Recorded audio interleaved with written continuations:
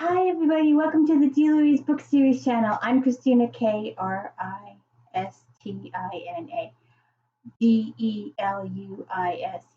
and I'm not fancy, I'm just real simple. I've got my pal here helping me with the books today. Um, I can't go point and subscribe and all that kind of stuff, so you could do that for me, please. I thought we'd do something a slightly different today. Let's just go through a few and see what we like.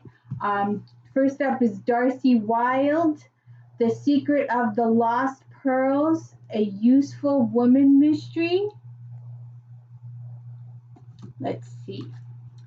Rosalind Thorne may not have had a grand fortune of her own, but she possesses virtue almost as prized by the haute tonne, discretion, and a web of connections that enable her to discover just about anything about anyone. Known as a most useful woman, Rosalind helps society ladies in need for a modest fee, of course, and her client roster is steadily increasing. Mrs. Gerald Douglas nee Bethany Hodgson presents Rosalind with a particular delicate predicament. A pearl necklace has gone missing, and Bethany husbands believe the thief is Nora, Bethany's disgraced sister. Nora made a scandalous elopement at age 16 and returned 3 years later, telling the family that her husband was dead. But as Rosalind begins her investigation under cover of helping the daughters of the house prepare for their first London season, she realizes that the family harbors more secrets than scandals. The intrigues swirling around the Douglas include fraud, forgery, blackmail, and soon murder, and it will fall to Rosalind, aided by charming Bow Street officer Adam Harkness, to untangle the shocking truth and discover who is a thief and who is a killer. Sounds really good. That's one for the bus pile. All right. Next up, Kat Martin. One day I'll have to do a thing on her earlier stuff. Her earlier stuff is smoking hot. Hot, hot, hot, hot. All right. Kat Martin, One Last Chance. Former Green Beret Edge Logan has made a new life for himself at Nighthawk Security in Denver, using his finely honed skills to neutralize threats of all kinds when he overhears friend and fellow agent Sky Delaney discussing a new case involving her missing sister and a mysterious cult. He offers himself as backup. With her own military background, Sky is gutsy and more than capable, but a cult like Children of the Sun is too risky for anyone to investigate alone. Sky is grateful for Edge's experience, even though she is aware of the attraction simmering between them. Her battle scars make her reluctant to get involved with anyone, much less a co-worker, even a warrior like Edge.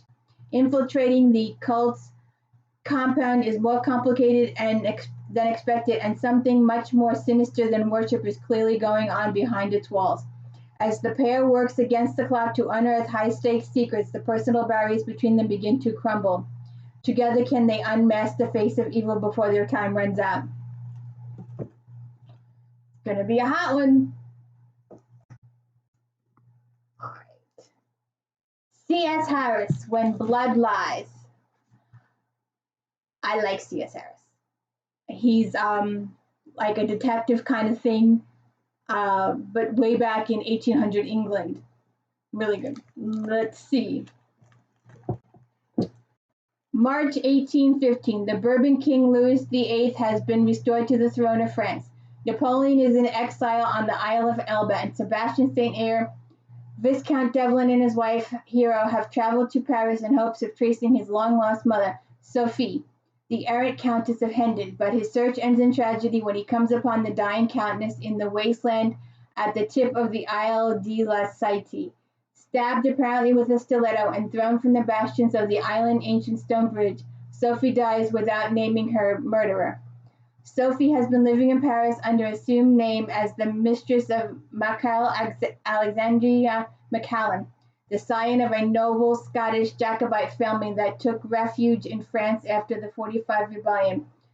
One of Napoleon's most trusted and successful generals, Macallan has now sworn allegiance to the Bourbons and is serving in the delegation negotiating on behalf of France at the Congress of Vienna. It doesn't take Sebastian long to realize that the French authorities have no interest in involving themselves in the murder of a notorious Englishwoman at a such delicate time, and so grieving and shattered by his mother's death, Sebastian takes it upon himself to hunt down her killer.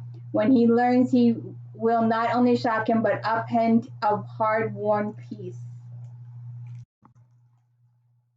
Good.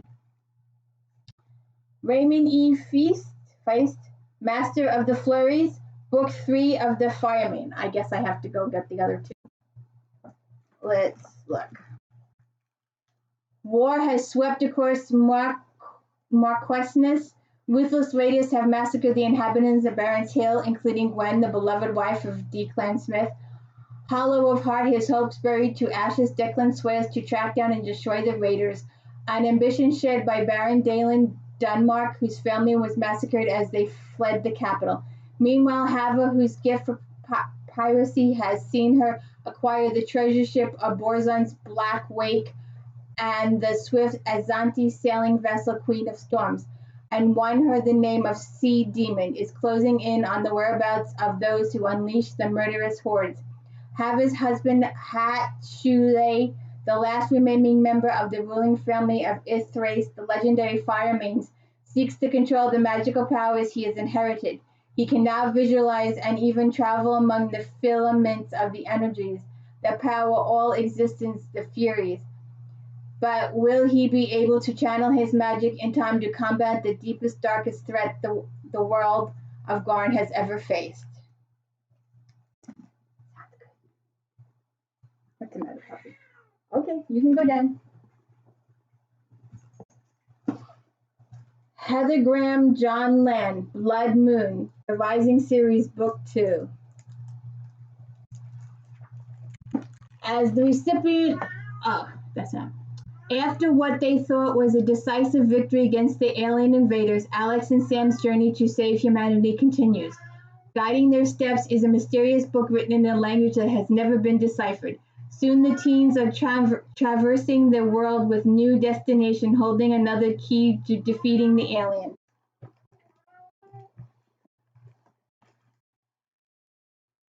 But an ageless foe, the guardian of the secrets his race left behind on Earth in ages past, rises to stop them, whatever the cost. At his disposal is a deadly and merciless army that has been awaiting this very war, as unstoppable as it is relentless. Over the ruins of the lost Mayan city of El Mirador, a blood moon is about to rise, triggering the end of humanity. As forces both ancient and modern converge, as painful choices must be made and sacrifices accepted, two young heroes will rise again to stand as the final line of defense to preserve their world and their love. Sounds good. Gotta get the first one. Edward Marston, The Railway Detective's Christmas Chase. That's good. December 1864, as a cold winter wind scours the Worcester countryside, an excursion train comes through a tunnel in the Malvern Hills to be confronted by a blockage on the line ahead. The driver manages to slow the train down so that the impact is missed, but the passengers are alarmed. The first person to alight is Cyril Hubble-Day, the man in charge of the excursion to the delightful spa town of Great Malvern. He walks to the front of the locomotive as he is talking to the driver and fireman. Hubble-Day is shot dead by a sniper. Christmas is coming all too soon, and Inspector Robert Colbeck and Sergeant Victor Leeming are under pressure to solve the case quickly. However, with a number of disputes and enemies in the shadows behind the seasonal excursion and the investigation hampered by heavy snow, the hunt for a cold-blooded killer is far from straightforward. Sounds good. And we got a couple of short stories by my buddies here. Carleen O'Connor, Maddie Day, Peggy Earhart. Carleen O'Connor. When Grinchley thefts steal the good cheer at a local nursing home, Siobhan O'Sullivan manages to identify one missing item before Kilbane Island's Christmas tractor parade, a hideous shamrock scarf wrapped around a very dead body. Now with her holiday farmhouse bash approaching, Siobhan must dash to stop a deadly Secret Santa from gifting another unwanted surprise. Scarf Down by Maddie Day. It's beginning to taste a lot like Christmas at Pans and Pancakes as 12 days of menu specials dazzle hungry locals. But the festivities go cold the instant a diner dies while knitting a brilliant green scarf. With Aunt Adele tied into a murder investigation, it's all on Robbie Jordan to find out who's really been naughty or nice in South Lake, Indiana. Try again.